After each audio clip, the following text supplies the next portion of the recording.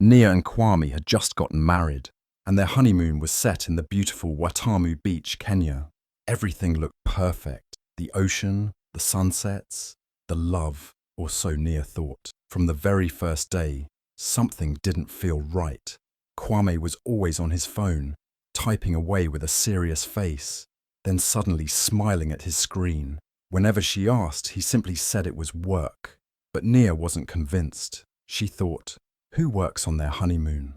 And worse, she noticed that he seemed happier reading messages from her sister Ayanda than her. He would step out to take calls, sometimes standing on the balcony at night, whispering like he was hiding something. Nia tried to brush it off, telling herself maybe she was overthinking. But deep down, something felt wrong. Ayanda had always been close to Kwame, maybe a little too close. And now, during the one time that should have been about just the two of them, Nia couldn't help but feel like she was the third wheel in her own honeymoon. What she didn't know then was that her doubts weren't just in her head.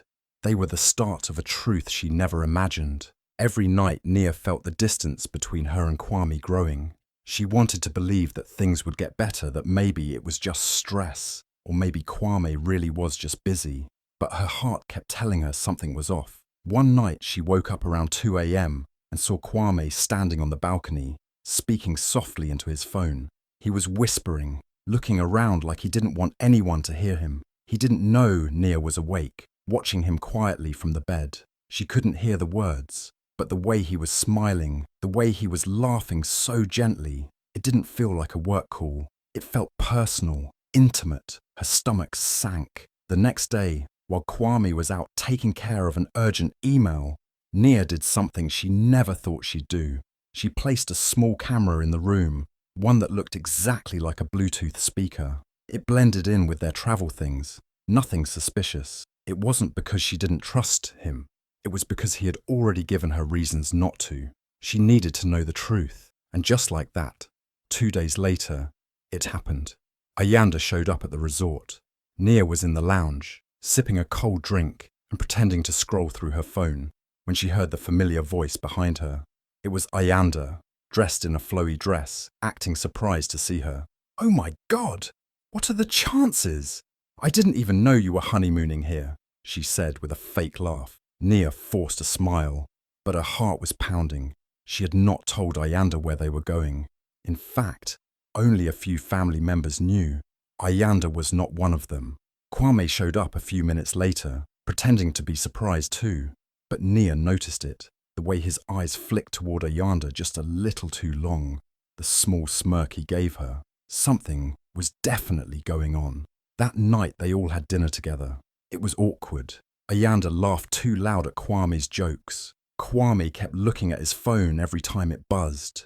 Nia stayed silent, her mind already on the footage waiting for her back in the room. When they returned to the suite, Nia said she was tired and went to bed early. She wasn't tired, she was preparing. She left the room lights off, left the speaker camera right where it had been, and waited under the covers, phone in hand, barely blinking. Around midnight, Kwame slipped out of bed quietly. He didn't say a word, just walked straight to the door and opened it slowly, as if trying not to wake her. What happened next broke Nia's heart and confirmed her worst fears. Ayanda walked in, wearing nothing but a hotel robe. She didn't even try to hide it. She stepped into the room like she belonged there, like it was normal. Kwame smiled at her, the same smile he had once given Nia on their wedding day, now given to her sister, in the same room, just days after promising forever. Nia watched from the shadows, her hands shaking. The betrayal was deep, not just from her husband, but from her own blood. She wanted to scream, cry, throw something, but she didn't. She stayed quiet, hidden, as the scene unfolded in front of her. Everything was being recorded by the tiny speaker in the corner of the room. They didn't know. They thought she was sleeping. They didn't know the world would soon see exactly who they were. The next morning, Nia acted like nothing had happened. She smiled, made breakfast, and even took a selfie with Kwame by the beach. But inside, her heart was burning. That same afternoon, while they were at the spa, she took the camera, downloaded the footage, and started editing. She added their wedding photos, The vows, the first dance, the kiss. Then she cut to the recording from room 207. She added slow music. Her hands were steady, her face calm, her pain hidden. She added a caption, "Married on Saturday, betrayed by Wednesday, by my own blood." And then she hit upload. She didn't call them out directly. She didn't tag anyone, but the video spoke for itself. People started sharing it instantly. Twitter blew up. TikTok went wild. Screenshots of Kwame's face, Ayanda's robe, the quiet audio of whispers in the night. People all over the internet had one question: how could they? But Nia wasn't done. This was just the beginning. She had been quiet for too long. Now, the truth had a voice, and it was loud. That third night at the resort, the air felt heavier. Nia could sense something was about to happen. Her heart was beating faster, but her face showed nothing. She acted normal all day, pretending like everything was fine, like she hadn't seen the signs. But deep inside, she was already preparing herself for the truth she didn't want to believe. When it was time for bed, she laid down next to Kwame, said "good night," and closed her eyes, pretending to sleep. But her mind was wide awake, and her heart was quietly breaking. Around midnight, she heard soft footsteps. Kwame gently pulled the blanket off himself and slowly got out of bed. He moved as if he'd done it before. Calm, quiet, practiced. He tiptoed to the door and opened it, and there she was, Ayanda, in nothing but a hotel robe, her hair down, eyes sparkling like she already knew she was welcome. Kwame didn't look shocked. He didn't ask why she was there. He just smiled, that same crooked smile that used to make Nia feel loved. And then he let her in.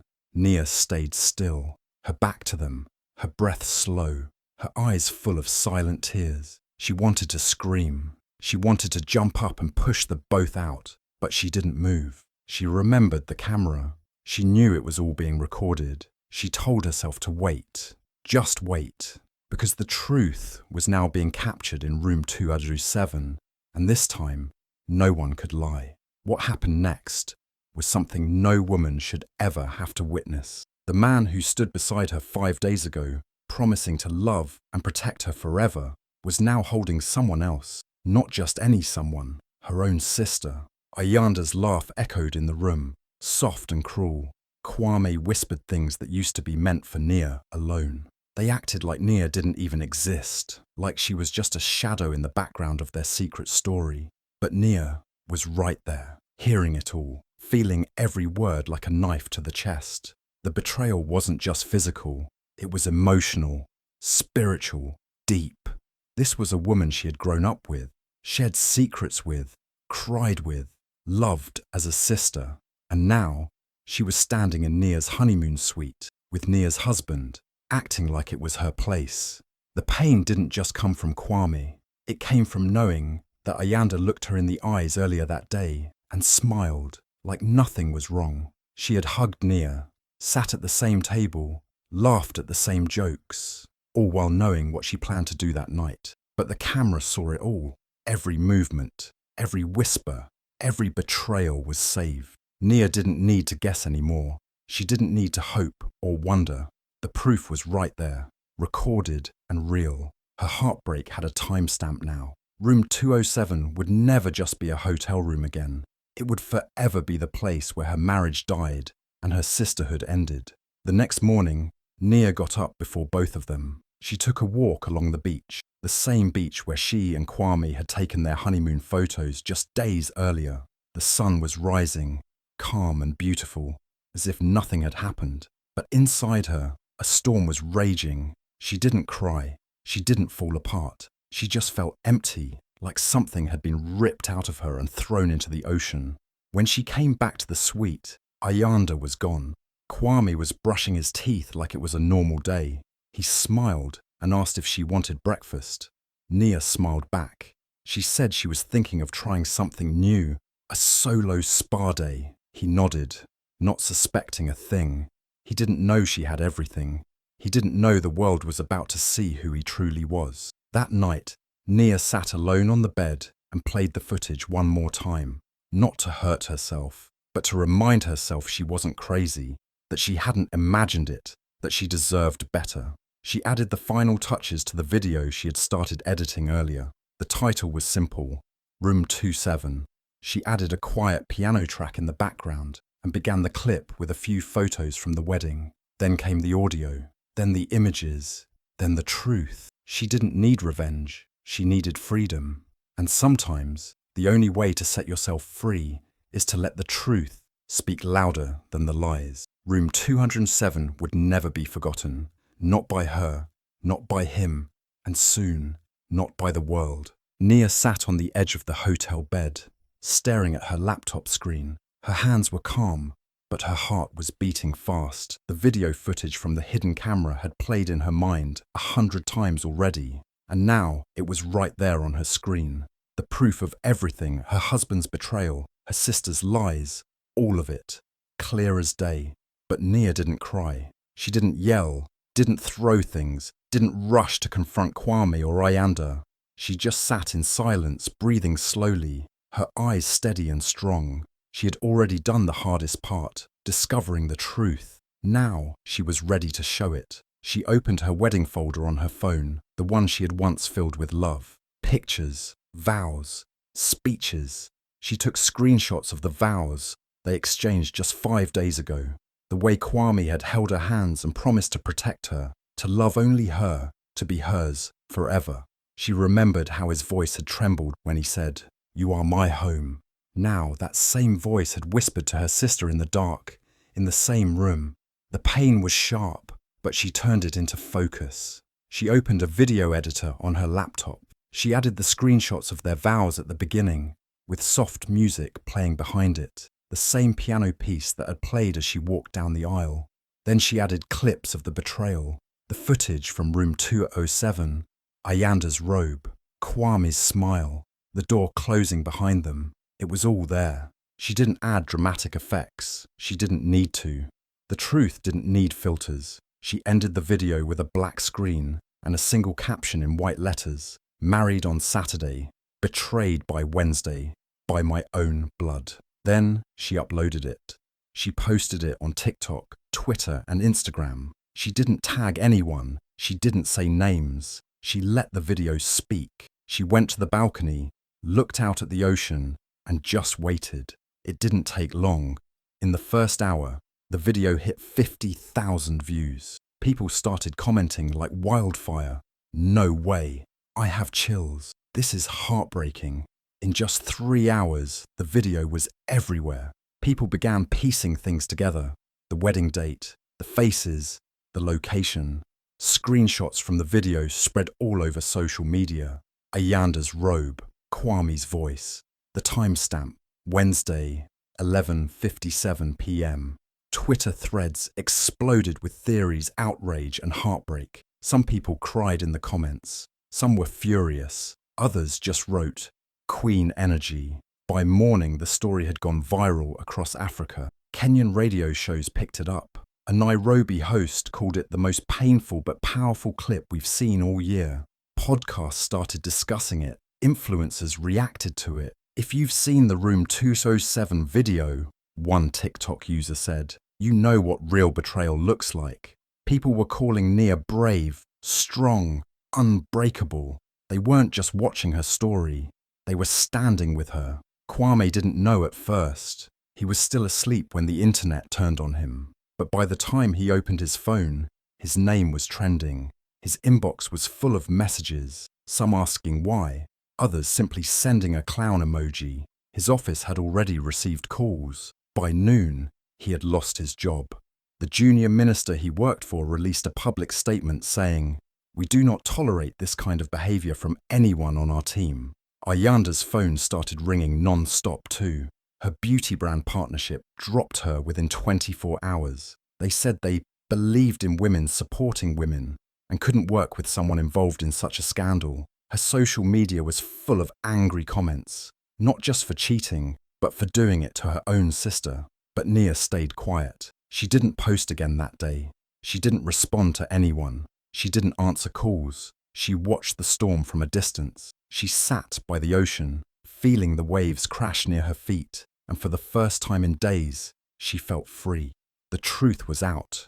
The lies were exposed. She didn't have to carry it alone anymore. She didn't have to protect anyone. She had protected herself. Later that night, Nia opened her phone again.